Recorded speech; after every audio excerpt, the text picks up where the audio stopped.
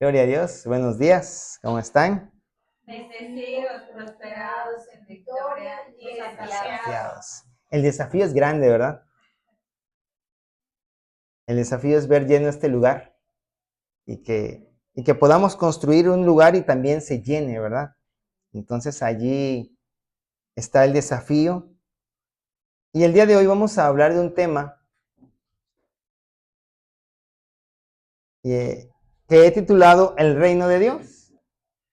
Y como pueden ver en esa pequeña imagen, ¿verdad? O en esa gran imagen, hay algo parecido a lo que describe la palabra, y digo parecido porque el ser humano no se puede llegar a imaginar todo lo que haya allá arriba, donde está el Señor, ¿verdad? Dice que las calles son de oro, sé que hay un mar como de cristal. De hecho, en ese versículo que leía mi esposa al principio, posteriormente sigue diciendo, ¿verdad? Que había un mar de cristal y describe varias cosas, incluso habla de los 4 seres vivientes que estaban alrededor, todo, ¿verdad?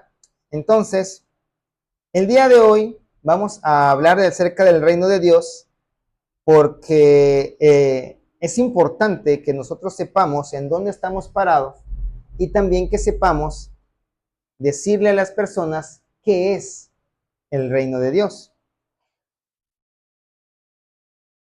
Nosotros estamos puestos acá, todos, para enseñar a los nuevos, pero para enseñar a los nuevos primero tendríamos que tenerlo bien claro nosotros, ¿verdad? El objetivo entonces es enseñar a la iglesia.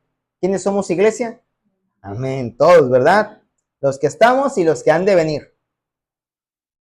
Enseñar a la iglesia la enorme importancia que tiene el pertenecer al reino de Dios, esforzándonos en permanecer y traer a otros hacia Él. ¿Hacia quién? Hacia el reino, ¿verdad? Entonces no es suficiente con que tú y yo ya estemos, porque si no compartimos aquello que tenemos, pues podríamos ser tachados como egoístas, ¿verdad? Y nosotros no somos egoístas. ¿Qué es el reino de Dios? Entonces, dice acá, Romanos 14:17.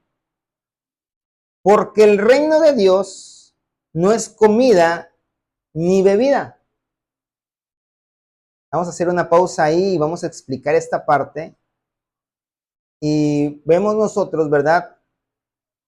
Que aquí lo que la palabra nos dice es que no importa lo que tú comas, no importa lo que tú bebas, de todas maneras tú puedes entrar al reino de Dios. También lo podemos entender de otra manera. La comida y la bebida son efímeras, ¿cierto? Son perecederas, tienen un límite. Pero dice que el reino de Dios no es como estas cosas, no tiene un fin, es eterno, ¿verdad? Entonces, ese reino dice que es justicia. ¿Por qué justicia? Porque hemos sido justificados por nuestro Señor Jesucristo en la cruz del Calvario. Y a través de este sacrificio, miren ustedes, también es paz, porque fuimos vueltos en amistad con nuestro Dios cuando nosotros éramos sus enemigos. Dice, ya no sois enemigos. Ahora ya fue quitada esa enemistad y estamos en paz con nuestro Señor, que es lo más importante. Y si tú tienes la paz de Dios en tu corazón, entonces vas a poder estar en paz con todos los que te rodean. Dice, y gozo en el Espíritu Santo.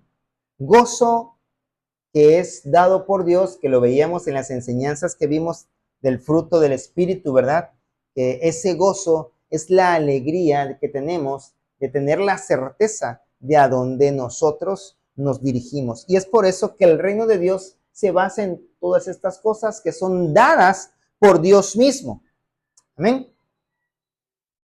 Ahora, ¿cuál es el propósito de entrar al reino de Dios?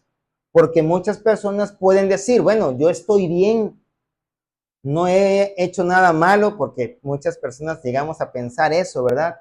Mira, también estoy que el Señor me ha bendecido, mira todo lo que tengo, mira cómo me va, ¿verdad? Mira a mis hijos, mis hijos son buenas personas, están estudiando, algunos ya terminaron hasta la universidad, entonces quiere decir que Dios está contento conmigo.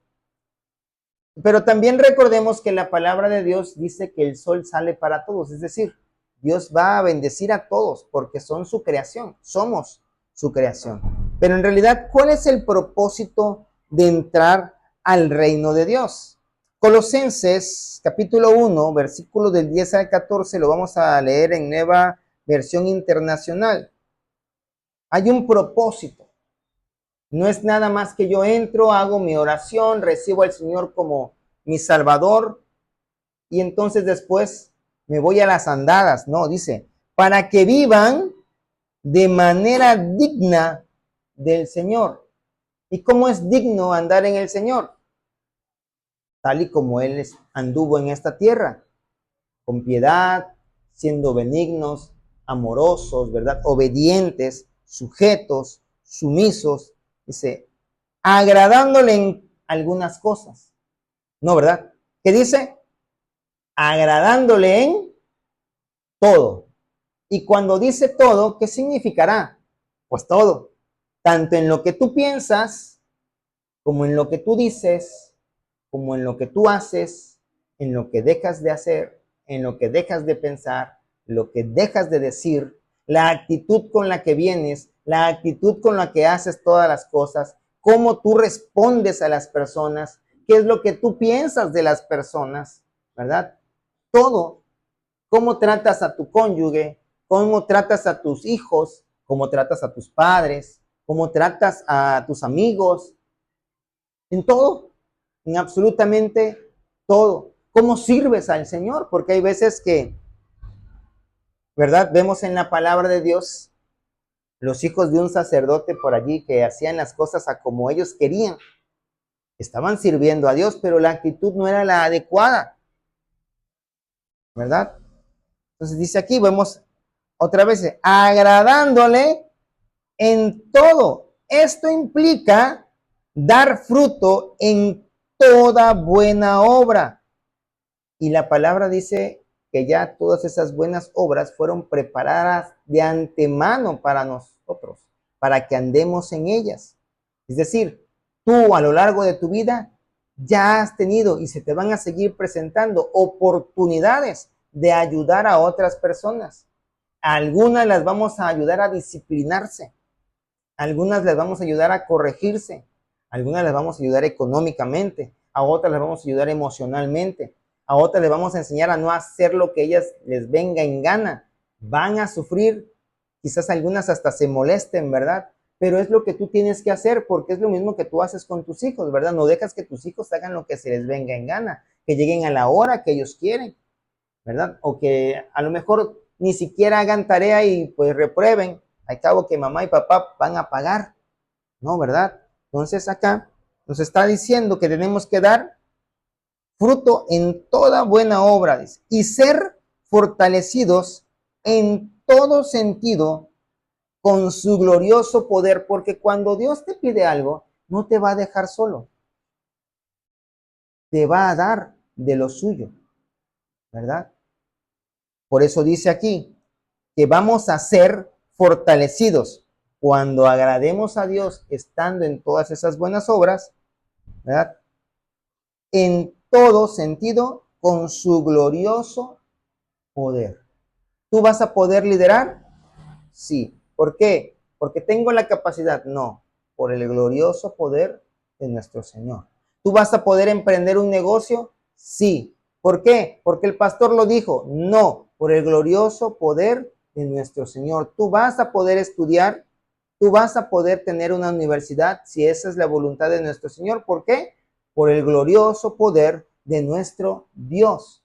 ¿Tú vas a poder salir de los problemas? Sí. ¿Por qué? Porque nada es para siempre, solamente es para siempre aquello que es eterno. Y el que conocemos nosotros que es eterno es nuestro Dios. Y entonces su poder también lo es. Y como Él nos va a dar de su poder, porque la palabra de Dios dice que para los que creen en Cristo todo es posible. No porque tú vayas a poder hacer cualquier cosa, sino porque Dios te va a dar de su poder. ¿sí? No es por nuestra capacidad. Moisés no sacó al pueblo con su poder propio, sino era con el poder de Dios, ¿sí? Y Dios le dio ese poder. Cuando Dios le dice a Moisés, bueno, ¿por qué clamas a mí? No quiere decir que nosotros no necesitamos clamar a Él. Quiere decir que ya Dios le había dado a él las herramientas suficientes, ¿verdad? La confianza. Nosotros tenemos que movernos en fe. Su glorioso poder no tendría ninguna acción en nosotros, sino porque no sea poderoso, sino porque Dios es respetuoso, ¿verdad? Si nosotros no creyéramos en él. Usted no tendría sanidad si no fuera por la fe que ha depositado en nuestro Dios. Y no con eso quiero decir que no vamos a ir al médico, no. Usted tiene sanidad a través de los medicamentos que el médico le receta, pero también porque usted confía. Amén. Dice, así perseverarán, ¿cómo? Con paciencia. No te desesperas. No dices, ya lo quiero. Es que si no está, pues algo quiere decir que estoy haciendo mal. No, a veces el esperar y el ver que las cosas tardan no significa que tú estés haciendo las cosas mal. Significa que tú estás siendo ejercitado en esa área, ¿verdad? En el área de la paciencia. A lo mejor fuiste muy desesperado antes y Dios dice, no, primero quiero que mi hijo, mi hija, aprenda esta parte, ¿verdad? Dice, en toda situación, y no solamente paciencia, miren, y con mucha alegría. Y la palabra también dice que nosotros nos tenemos que gozar cuando pasemos por diferentes tribulaciones. Y es complicado estar alegre, ¿verdad? Cuando tu hijo está en el hospital, conectado, ¿verdad? Y que solamente el respirador, en caso de la pandemia, el respirador lo mantenía vivo. Y era difícil estar alegre. Pero nuestra confianza está en que el poder de Dios puede levantar a nuestros hijos. Pero y si Dios no lo levantare, nuestra confianza está en que se va a ir con él. Entonces, es un ganar-ganar. Por lo tanto, yo no puedo entristecerme del todo, pues. Obviamente sí nos entristecemos porque somos seres humanos con sentimientos y pues vamos a extrañar a esa personita. Yo no me puedo imaginar el dejar de sentir el abrazo de mis hijos. Y si algún día pasare, yo sé que voy a tener cierta tristeza, pero que también tendré la convicción, ¿verdad? La esperanza de que ya mi hijo está con nuestro Señor. Hay un pastor de la cobertura que, siendo invitado a venir a Villahermosa, bueno, de ir a Villahermosa, porque no estamos en Villahermosa, eh, habían pasado pocos días de que su hijo había fallecido. Y entonces le dieron la autorización de no venir. Digo, estás pasando tu luto. Y entonces no vengas. Dice, no, yo tengo que cumplir con mi Señor. De todas maneras, mi hijo ya está en un mejor lugar, ¿verdad? Y esa fe, esa entereza que él demostró, también creo que al momento de que la iglesia, porque la iglesia completa se enteró, también nos fortaleció, ¿verdad? Entonces, tu fortaleza, la fortaleza que Dios te va a dar, también va a ser para bendecir a otros. Vuelvo a leer, así perseverarán con paciencia en toda situación y con toda alegría, darán gracias al Padre. Él los ha facultado para participar de la herencia de los creyentes en el reino de la luz. Antes no erais hijos, dice la palabra, ¿verdad? Pero ahora ya son hijos. Y si hijos, herederos. ¿Junto con quién? Pues con el Hijo unigénito. Aunque leíamos, ¿verdad? Ahora en esta semana, pero no sé si fue ayer o fue hoy, que leíamos que al primogénito se le daba el doble. ¿Se acuerdan ustedes que decía? Entonces, nosotros vamos a recibir una herencia. Claro, no puede ser exactamente igual que la de Jesús porque Jesús es el primogénito entre todos nuestros hermanos, ¿verdad? Dice, Él nos libró del dominio de la oscuridad. Y eso tiene que estar sucediendo en nuestras vidas cuando nosotros pertenecemos al reino de Dios, porque ese es uno de los propósitos de pertenecer, de entrar al reino de Dios. el que las tinieblas ya no tengan el dominio en nuestras vidas. A lo mejor antes andábamos con agoreros, con adivinos, ¿verdad? A lo mejor antes decíamos mentiras, a lo mejor antes éramos muy mal hablados, pero ahora todas esas cosas ya no deben estar. Y si acaso están, ay, entonces no pertenezco al reino de Dios. Bueno, si nosotros identificamos alguna de esas cosas que hacíamos antes y que sabemos de antemano que no agradan a Dios, pero todavía las estamos practicando, tenemos oportunidad de corregirlas hasta que el dueño del reino venga en su segunda venida, ¿verdad? Dice, y nos trasladó al reino de su amado Hijo, en quien tenemos redención y ¿qué? Perdón de pecados.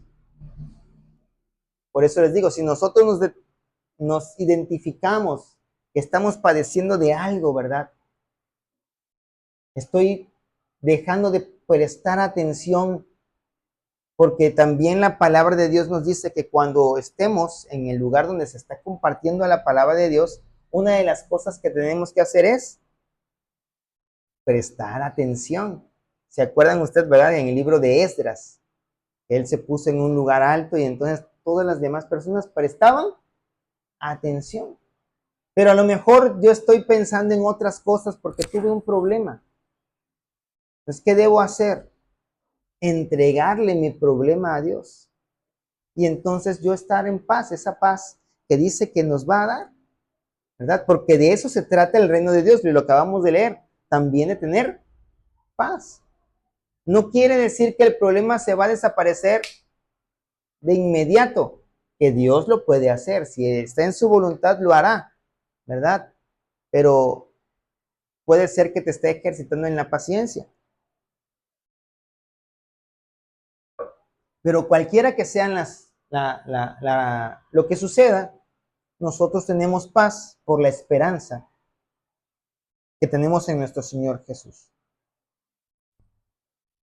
Y tenemos que estar creciendo, pero miren, el crecimiento no se trata de olvidar el pasado,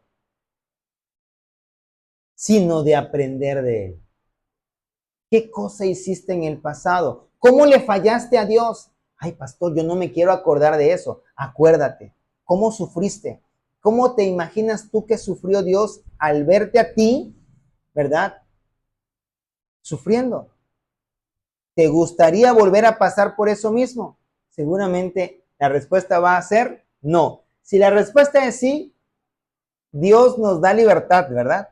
Pero si la respuesta es no, también ese pasado me va a decir, bueno, la vez pasada que fallé es porque me descuidé en mi oración, me descuidé en la lectura de la palabra, dejé de congregarme, entonces no puedo yo volver a hacer lo mismo. Porque creí que esa era la manera adecuada, pero me di cuenta que no, que en realidad no era así. Y entonces, cada vez que yo me esfuerzo por ir al templo, también me esfuerzo por prestar esa atención que a lo mejor antes no me dejé de congregar, pero sí llegaba yo y estaba yo en el juego o estaba yo chateando, ¿verdad? En algunos momentos quizás nos ponemos a platicar, ¿verdad? Allá en Villahermosa, a veces yo me ponía a platicar y esas cosas nunca las volvía, eso era el principio, pues. Pero después cuando entendí que las cosas que me estaban diciendo eran importantes, hasta le decía, no, espérate, el rato platicamos a la salida, ¿verdad? Y entonces empecé a prestar atención. ¿Cuál es otro propósito de entrar al reino de Dios? Dice Mateo 4:17.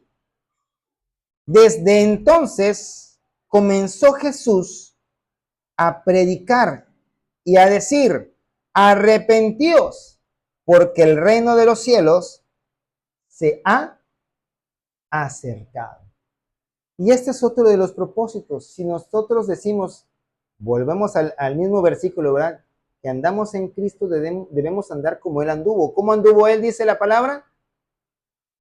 Predicando el reino de Dios. ¿Cuál es nuestra obligación ahora que andamos en Cristo? Predicar el reino de Dios. y si te es necesario, habla. ¿Qué quiere decir eso? Bueno, tienes que predicar el reino de Dios con tu ejemplo. ¿Cómo yo le puedo decir a mi discípulo, pon atención cuando yo no pongo atención? ¿Cómo le puedo yo decir a mi hijo, no seas mentiroso si me ves ser mentiroso? ¿Cómo le puedo decir a mi hijo, no hagas tal cosa cuando a mí me está viendo hacerla? ¿Verdad? Entonces nosotros tenemos que predicar con el ejemplo. ¿Fallaremos? Sí, no les voy a mentir, todos fallamos en algún momento en cualquier cosa. Pero también nuestros hijos, nuestros discípulos, nos tienen que ver arrepentidos pidiéndole perdón a Dios, para que ellos digan, wow, así se hace. Sí puedo fallar, no voy a buscar fallar porque mi papá, mi maestro, no buscó fallar, falló porque pues es hombre, es ser humano pues, es débil, pero no porque lo planificó, ¿verdad? Ahora, ¿qué ocurre cuando formas parte del reino de Dios? Ya vimos qué es el reino de Dios, ya vimos cuál es el propósito de pertenecer al reino de Dios. Bueno, ¿qué va a ocurrir cuando nosotros entramos al reino de Dios? Bueno, van a ocurrir varias cosas, ¿verdad? Hoy hablaremos de algunas de ellas. Y lo primero que va a ocurrir es que vas a ser renovado. Recordemos nosotros que el camino del cristiano está en 4 fases que ya hemos platicado, ¿verdad? Y la primera de ellas es la justificación, y el Señor nos va a justificar, y lo platicábamos cuando decía que el reino de Dios es justicia. Nos justifica, y dice aquí, segunda carta a los Corintios, capítulo 5, versículo 17 al 19, dice: de modo que si alguno está en Cristo, nueva criatura es. Las cosas viejas pasaron. He aquí, todas son hechas nuevas. Y todo esto proviene de Dios, quien nos reconcilió consigo mismo, ¿verdad? Lo que platicábamos hace un momento. Y nos dio el ministerio de la reconciliación. Es decir, usted tiene que trabajar para reconciliar a otros. De cualquier forma usted lo tendrá que lograr. ¿Sí? Que Dios estaba en Cristo reconciliando consigo al mundo, no tomándoles en cuenta a los hombres sus pecados. Dios no nos tomó en cuenta nuestros pecados, pero sí los perdonó. Y muchas veces nosotros tomamos muy en cuenta el pecado de los demás, ¿verdad? Y entonces nosotros tenemos que perdonarlos, no tomárselos en cuenta. No como algunas personas que dicen, yo perdono pero no olvido, entonces no estás perdonando. Tú tienes que perdonar y no tomárselos en cuenta, es decir, olvidar. No como si no pasó, sí pasó, pero no te lo tomes a pecho. No te desquites aquello que te hicieron. Y nos encargó a nosotros la palabra de la reconciliación. Entonces tú eres renovado, y antes no compartíamos de la palabra de Dios. Pero a partir de ahora compartimos de la palabra de Dios, o a lo mejor incluso antes de ser cristianos compartíamos de la palabra de Dios. Me acordé ahorita de una persona que conozco que la operaron, y saliendo de la anestesia me dice, yo escuchaba que hablaban, yo no veía nada porque pues le habían operado de sus ojos, tenía todo vendado, y escuchaba que una persona se estaba quejando y decía, ay, es que yo ya no quiero estar aquí, que no sé qué. Y yo le empecé a compartir. Yo no sé de dónde me salieran las palabras porque yo nunca había hablado de ello, ¿verdad? Y entonces podemos ver cómo Dios tiene misericordia, ¿no? Yo no sé si aquella persona era una persona cristiana y necesitaba escucharlo, y Dios sabía, y entonces, digo, si aquella burra le habló a aquel profeta, ¿verdad? Entonces, ¿por qué nosotros no poderle hablar incluso a un hijo de Dios? sin siquiera tener el conocimiento previo, porque Dios es el que pone las palabras, ¿verdad? ¿Qué otra cosa va a ocurrir o que ocurre cuando nosotros formamos parte del reino de Dios y esto no es tan agradable? Pero los ataques se van a intensificar.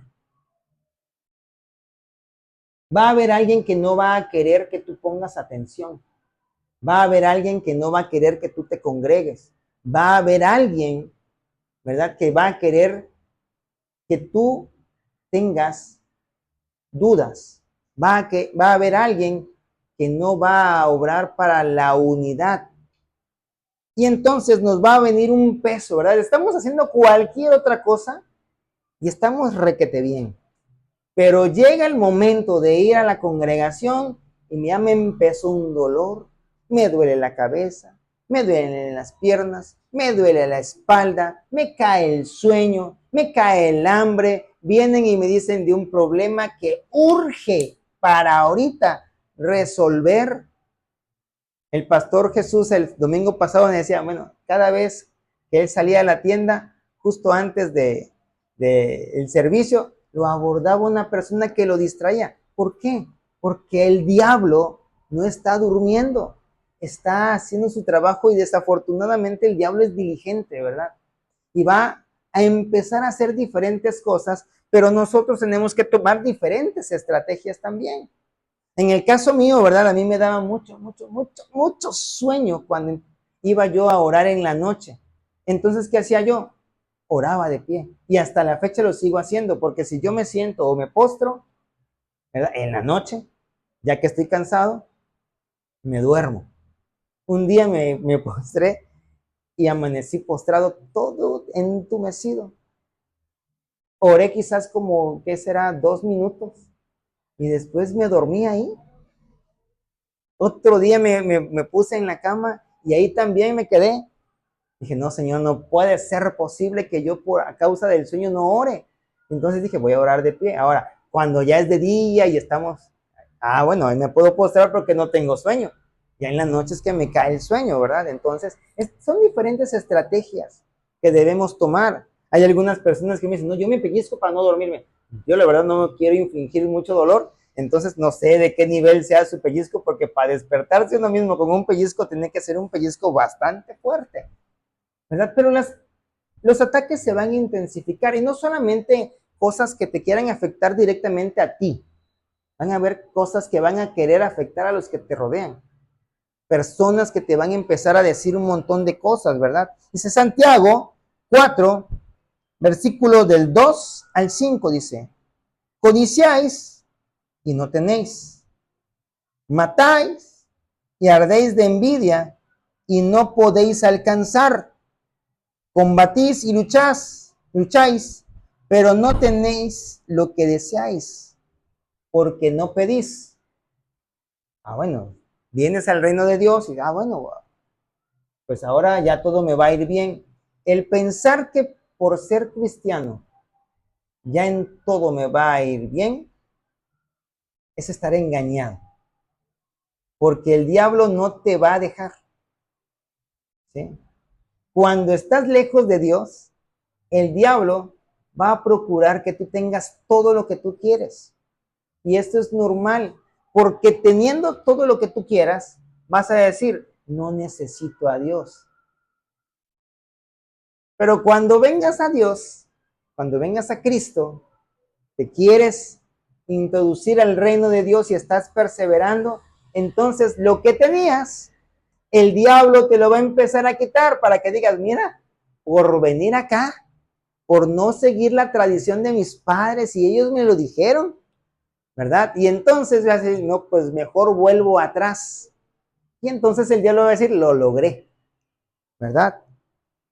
Pero dice aquí que no lo tienen porque no piden. Y a lo mejor llega alguien y dice, no, pero es que yo sí pido. Bueno, sigamos leyendo, dice. Pues pides y no recibes, porque pides mal, para gastar en vuestros deleites. Entonces aquí entendemos cómo debemos pedir.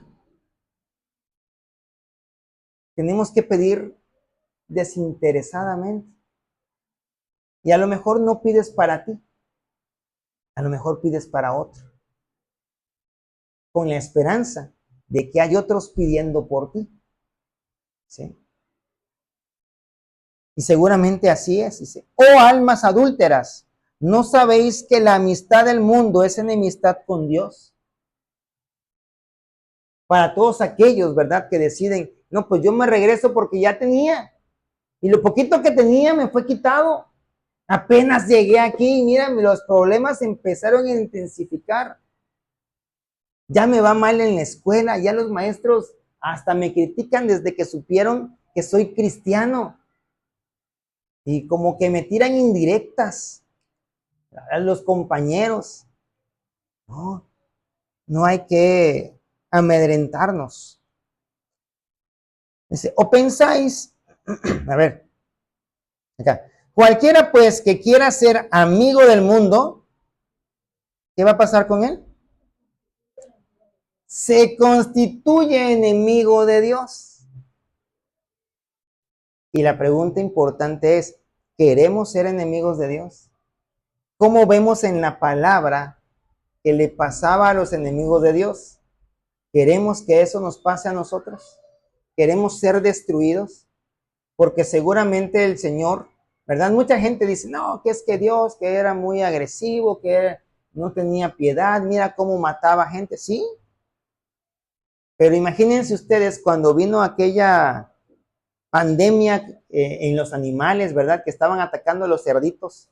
¿Qué hicieron? No mataron a todo un grupo de cerdos que eran los que estaban infectados de ese virus para preservar la vida de los demás cerditos, porque si esos cerditos no eran sacrificados, iban a contagiar a los demás y todos los cerdos del mundo iban a desaparecer. Lo mismo hace el Señor, ¿verdad? No va a dejar que alguien dañe a su pueblo. Lo mismo pasaba en el Antiguo Testamento. Eran pueblos que sacrificaban a sus propios hijos y los pasaban por el fuego, se los entregaban a ídolos. Y entonces el Señor dice, no puedo dejar todo esto en medio del pueblo porque lo van a desviar de las cosas correctas. Había un propósito incluso en esa destrucción, pero es lo que a veces no entendemos, ¿verdad? O pensáis que la Escritura dice en vano, el Espíritu que Él ha hecho morar en nosotros nos anhela celosamente. Dios nos anhela, pero el diablo va a estar allí. ¿Sí? La palabra igual dice que el diablo tentó a Jesús y que después que Jesús resistió, se apartó de él por algún tiempo. Ya después las escrituras no nos vuelven a mencionar alguna otra tentación, pero seguramente la hubo. Entonces, no creamos que cuando nosotros ya estamos crecidos en la palabra de Dios, ya el diablo no se va a volver a aparecer, no. Como aquella persona que decía, no, que con los hijos de Dios nadie se mete. Entonces pregúntale a Jesús, ¿verdad? Porque Jesús era naturalmente y espiritualmente el Hijo unigénito de Dios. Y el diablo se metió con él. Pero Dios le dio la victoria a Jesús. Pero tenemos que poner de nuestra parte. Imagínense que yo nunca hubiera tomado la decisión de pararme para no dormirme. Me hubiera seguido durmiendo y no hubiera seguido orando en ningún momento. ¿Verdad? Dice aquí, la duda no es señal de que debas detenerte. Mira, tan bien que me iba y ahora me está yendo requete mal. ¿Será que estoy en lo incorrecto? No, la duda no es señal de que debes detenerte. Es solo parte del proceso. Si te mantienes fiel a Dios, el camino se aclarará. Es lo que Dios quiere. Nos está también permitiendo ser probados para ver a quién le vamos a dar el primer lugar. Al entrar al reino de los cielos vas a perder muchas cosas. Créame, vas a perder amigos. Muchos van a decir, pues si ya no tomas, pues ya no te vamos a invitar a las fiestas. Mira, ya no, ya las amigas te van a decir, mira, ya ni siquiera nos comentas cuando estamos en el chisme. Estamos hablando de la vecina, como siempre lo hacíamos. Y ya no nos comentas nada. Es más, hasta empezamos a hablar de ella y tú te vas. Ah, pues ya no te vamos a hablar. Al entrar al reino de los cielos vas a perder muchas cosas. Pero perderte a ti mismo cuesta mucho más. Todas las cosas que vas a ir perdiendo realmente no son pérdidas. Son lastres que Dios te va quitando para que tú te vayas sintiendo más ligerito. ¿Qué pasa con el globo aerostático? Le van quitando esas bolsitas llenas de arena. ¿Y qué pasa? Se va elevando, elevando, elevando. Y eso es lo que sucede. No es que pierdas nada, porque una pérdida en realidad es algo que tú tenías y que te era bueno, y lo perdiste, como aquella mujer que perdió su dracma, ¿se acuerdan? Y como era algo valioso para ella, barrió toda la casa hasta que la encontró. Si tú empiezas a sentir que las cosas las estás perdiendo, entonces vas a querer recuperarlas. Pero hay cosas que tú no necesitas recuperar porque Dios te las está quitando por beneficio para ti mismo. Porque Dios sabe qué es lo que nosotros necesitamos. ¿Qué otra cosa ocurre cuando formamos parte del reino de Dios? Reconocemos a Jesús como el centro de nuestra vida y empezamos a tener una relación con Él. Romanos 8:34. ¿Quién es el que condenará? ¿Quién será, hermanos, el que va a venir a juzgar a vivos y muertos? Jesús. Pero Él no nada más se quedó con el hecho de que Él es el único digno de venir a juzgar. Dice, Cristo es el que murió, más aún el que también resucitó, el que además está a la diestra de Dios. ¿Y por qué murió Jesús? Ah, pues porque no tenía nada que hacer. Se sentía aburrido allá, sentado en su trono. Dijo, pues vamos a ver qué se siente morir. No, ¿verdad? Él murió con un propósito y era librarte de ese juicio que él sabe que va a venir a hacer.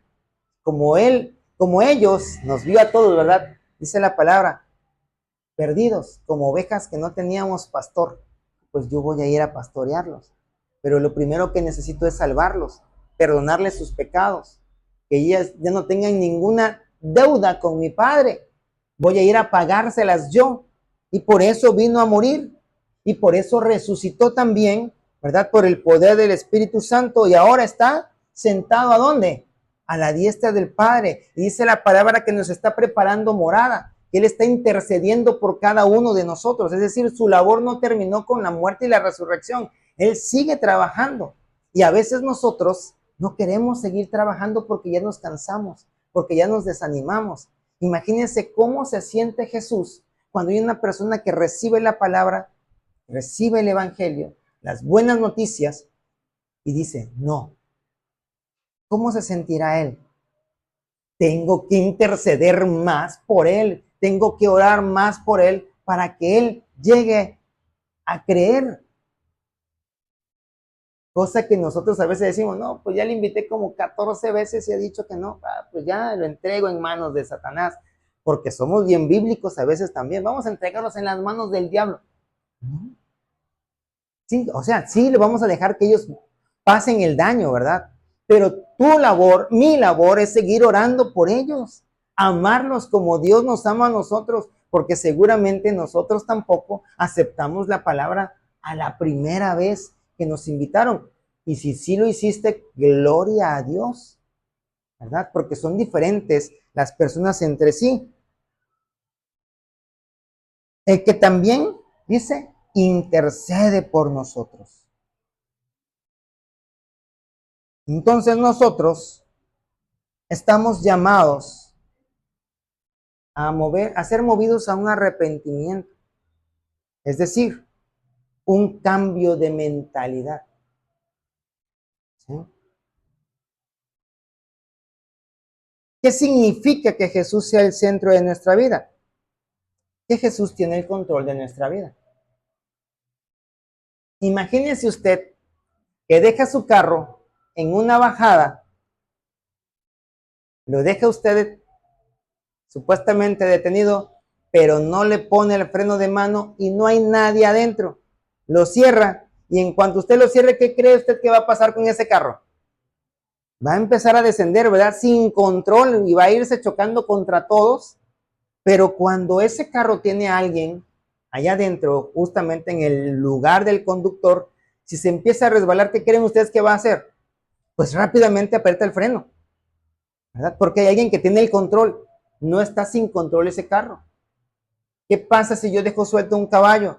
Va a andar corriendo por aquí y por allá. Pero si yo le pongo las riendas y hay un jinete, va a ir hacia donde el jinete quiera. Se detendrá, avanzará según lo que el jinete le vaya indicando. Lo mismo pasa cuando nosotros venimos a formar parte del reino de Dios. Y entonces Jesús se vuelve el centro de nuestra vida y por lo tanto le damos el control de nuestra vida y reconocemos, Señor Jesús, la verdad, todas las cosas las quise hacer a mi manera. Y mira, ¿dónde terminé?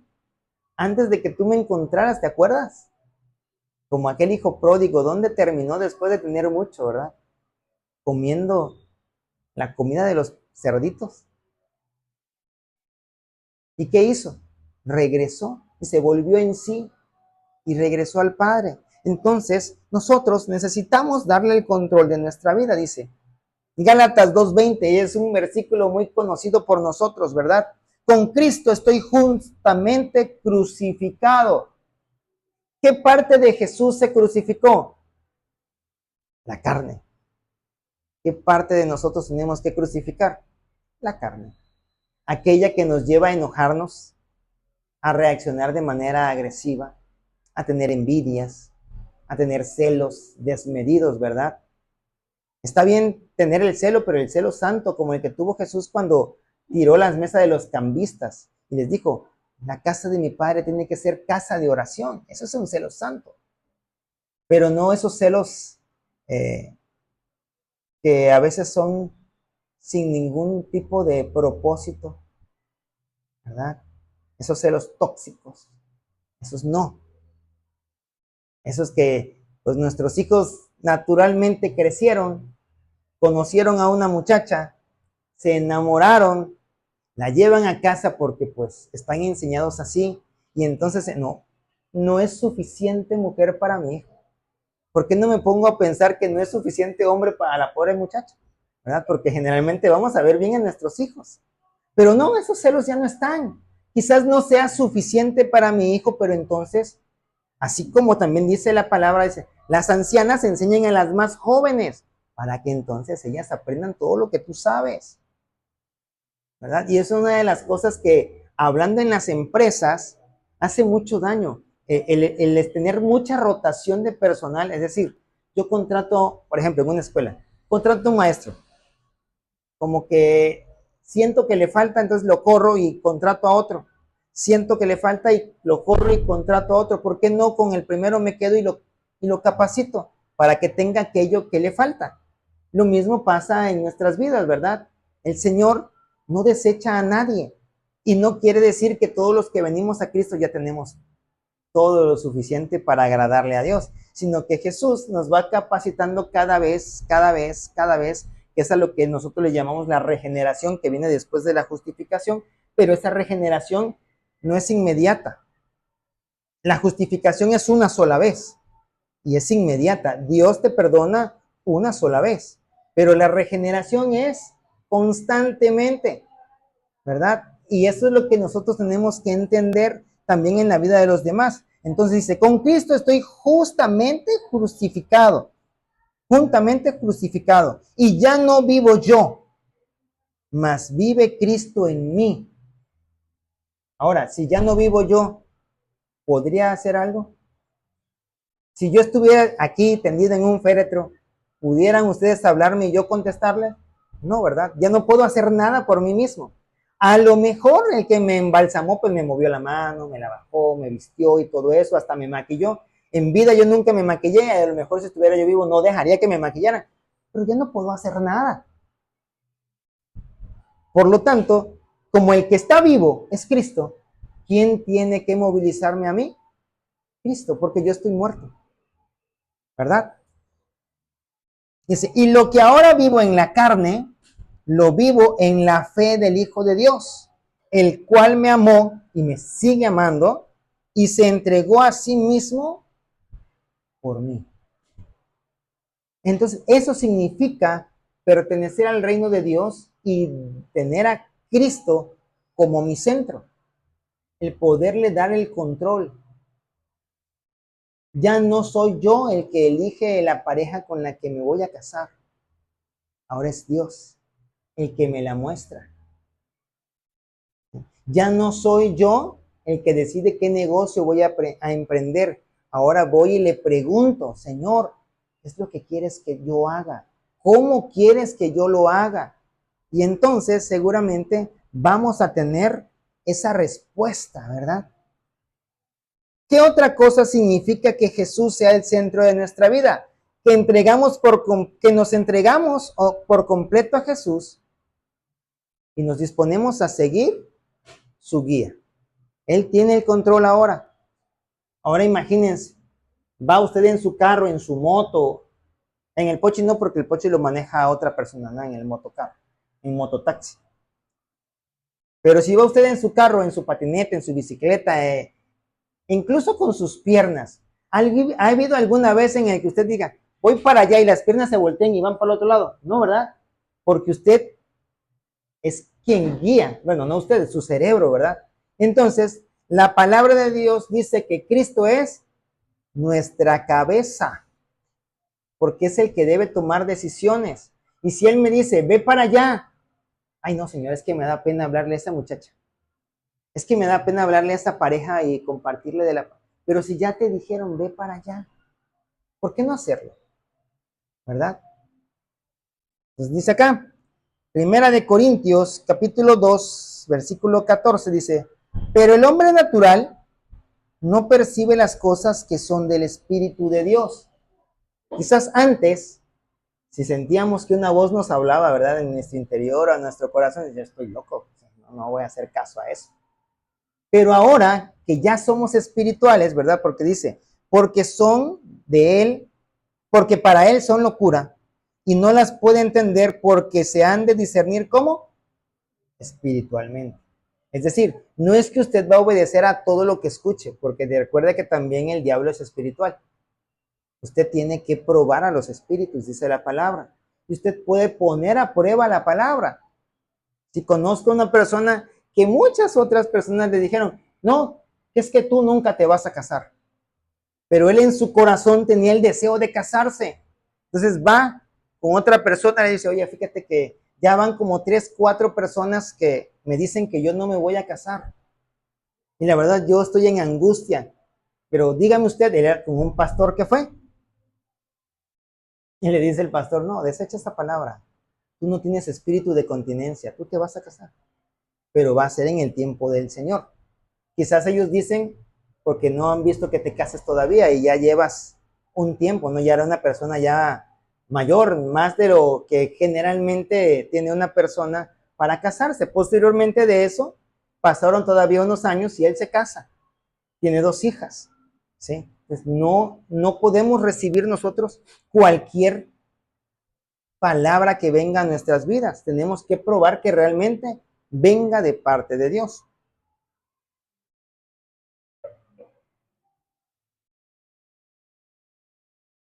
¿Qué otra cosa significa o qué otro significado tiene el que Jesús sea el centro de nuestra vida? Que ahora ya tenemos un fundamento firme para nuestra fe, nuestra esperanza y nuestra seguridad. Muchas personas allá afuera dicen, los cristianos tienen una fe ciega y eso es una gran mentira, porque nosotros conocemos a aquel en quien confiamos. Quizás no lo hemos podido ver, pero lo hemos sentido. Hemos visto su presencia en las manifestaciones que Él tiene. Incluso nos ha hablado, ¿verdad? Hemos visto su amor. Por lo cual, ahora, todo lo que nosotros hacemos y decidimos poner a Cristo como nuestro centro, decimos, ¿sabes qué? Vale la pena. Porque muchas personas piensan que es la fe la que nos da la vida. Sin embargo, es por la fe que la vida tiene sentido. Nosotros no podríamos hacer nada si no tuviéramos fe. ¿Para qué compartir la palabra?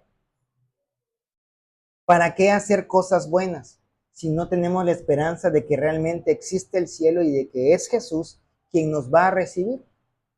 Si pensáramos como otras personas, no, pues cuando el hombre muere, pues ya, ahí se acabó toda su historia.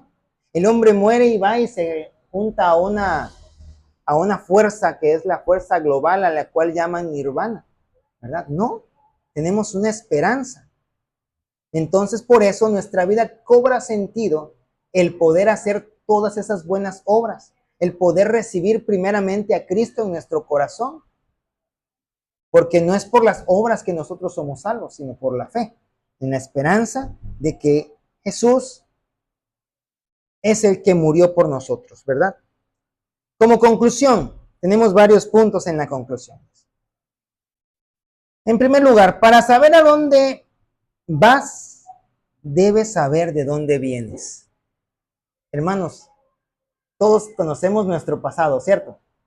No es como que nos hicieron un lavado de cerebro y nos quitaron los viejos recuerdos, no. Todos sabemos a dónde estábamos. Y también pudiéramos imaginar en dónde habríamos terminado si hubiésemos seguido por ese camino. ¿Cierto? Yo creo que ya estaría muerto. Si hubiese yo seguido por ese camino. Entonces, como ya sé de dónde salí, dice ahora, debes saber también a dónde no quieres ir. ¿Usted quiere procurarse sufrimiento? Entonces, el infierno es el lugar adecuado. Si usted quiere gozarse con Dios, el cielo es nuestro lugar. Y decíamos en la enseñanza que tenemos que buscar las cosas de arriba, donde está Dios. Amén. Siguiente punto de la conclusión. La resiliencia, es decir, el poder soportar las pruebas, no se manifiesta en no doblarse y siempre resistir. Usted no tiene que pararse como un roble y que todo se me resbala. O nadie me, no, por un oído me entra y por el otro me sale. No, usted es un ser humano, ¿verdad? Y entonces esa capacidad que Dios nos va a dar para resistir las pruebas se manifiesta en doblarnos, pero sin quebrarnos. Como aquellas reglas, ¿verdad? Que ahorita ya están saliendo muchas de plástico, que usted las puede hasta incluso hacer un rollito y las vuelve a hacer y vuelven a hacer la misma forma. Eso es lo que Dios hace con nosotros, no que nunca nos quebrantemos, ¿verdad? Siguiente punto, el mundo no siempre es justo, y podríamos decir nunca es justo. No siempre es amable, pero eso no significa que debas rendirte. ¿Por qué? Porque el diablo va a estar atacándote. ¿Qué significa entonces? Que debes levantarte una y otra vez, estando seguro de que nuestro Señor Jesucristo nos va a ayudar a vencer. Él no es injusto para olvidar la obra de tus manos. Él va a dar el premio adecuado al esfuerzo de cada uno, aunque nosotros hayamos sufrido, porque dice que el que sembró con llanto cosechará con alegría, ¿verdad? Lo único que importa es lo que Dios diga de ti, no lo que las demás personas allá afuera digan de ti. Hijos, importa lo que nuestros padres dicen de nosotros, siempre y cuando esté basado en la palabra de Dios y sea algo que realmente te edifica. Si tú estás haciendo las cosas mal y nuestros padres nos dicen que les estamos haciendo mal, no, a mí lo que me importa es lo que Dios diga. No, entendamos las cosas de forma adecuada porque nuestros padres son nuestras autoridades. Si estamos haciendo las cosas mal y nuestros padres nos dicen que les estamos haciendo mal y de hecho nosotros nos damos cuenta que es incorrecto, tenemos que tomarlo en cuenta, ¿verdad? No dejemos que el ruido del mundo apague la voz de Dios. aunque nuestros amigos nos digan, estás bien, mira, hasta hazlo así. Acuérdense de aquel hijo de Salomón, ¿verdad? Que primero fue y tomó consejo con los ancianos. Y los ancianos dijeron, no, mira, espérate, no le cobres tantos impuestos, redúcele tantito para que entonces tengas al pueblo contento y todos te sigan de buena gana. Pues como no era lo que él quería escuchar, se fue con sus compadres, con sus amigos de la infancia. Oigan, fíjense que está esto. Ah, no, pues dile esto, mira, vas a ser más duro que tu papá y le vas a incrementar todavía más. ¿Y qué obraron? Separación en el pueblo, ¿verdad? Pues no, escucha las voces adecuadas, las voces que sí vengan de Dios. Y no dejemos que el ruido de las personas que están alrededor nos hagan tener dudas. Hay muchos jóvenes que crecieron educados por padres que realmente no creen en Dios y han cultivado esas historias, esas ideas, y nos las pueden venir a decir a nosotros directamente que somos cristianos, ¿sí? Cuando yo estudié, yo no era cristiano, pero yo sabía que en el tecnológico habían grupos de oración. Después fui maestro en el tecnológico también, y esos grupos de oración seguían. Incluso como se enteraron que yo era cristiano, me invitaron. Pero es un poquito complicado para los maestros participar de esto, ¿verdad? Si hay algún alumno que se queja, te dan de baja. Entonces, yo le decía, mira, aquí podemos platicar en corto, pero irme para allá no puedo por las circunstancias. No era vergüenza, era cuidar también mi testimonio, ¿verdad? Para con mis autoridades. Si alguien llegaba y tenía algún problema, obviamente yo podía platicar con él. Si un día se me acercó incluso un muchacho homosexual y me dice, profe, yo sé que usted es cristiano. Yo nunca he leído la Biblia, pero usted se da cuenta cómo soy. O sea, no quiso decir exactamente. Y entonces me dijo, sí, me doy cuenta. Me dice, ¿qué dice la palabra acerca de ello? Y entonces yo le dije. Y me dice, pero es que a mí se me hace muy complicado. Le digo, si las cosas fueran fáciles, cualquiera las haría y no valdrían la pena. Porque entonces todos lo harían. Imagínate, tú estás estudiando ingeniería en sistemas. Imagínate que todos supieran configurar un servidor. ¿Para qué te contratan? Te van a contratar porque es algo complicado que tú sabes hacer. Vale la pena y vas a recibir un beneficio, ¿cierto? Cuando tú logres entender que la palabra de Dios es buena de ser obedecida, vas a encontrar el beneficio de poderla obedecer. Y entonces decidirás obedecerla. Y hasta ahí la dejamos.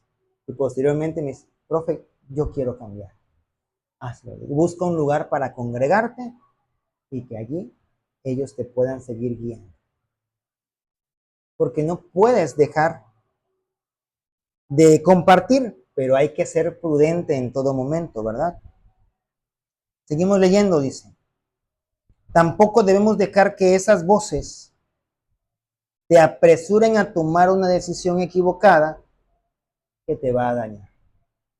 Va a haber, hermanos, muchas personas a las cuales usted y yo le vamos a compartir, pero que después van a ir a su casa y van a contar. Y como allá están en la religión tradicional, le van a decir, ¿sabes qué? No, te van a cambiar de religión, vas a dejar de honrar la religión de nosotros. La Virgencita se va a enojar contigo. Y entonces todas esas cosas le van a decir, ah, pues mejor me alejo. Y esa es una decisión equivocada, porque nos va a llevar a un daño para nuestras propias vidas. Amén. Entonces, entendamos bien qué es el reino de Dios, cuáles son los beneficios, para poderle decir a aquellas personas cuáles son los beneficios y también le podamos hablar de todas aquellas voces que ellos van a escuchar, que no vienen de parte de Dios, porque si vinieran de parte de Dios le dirían, sigue adelante, aprende acerca de Dios, no aléjate de Él. Amén. Pues esta es la enseñanza del día de hoy. Espero que haya sido de bendición y un buen recordatorio para nosotros.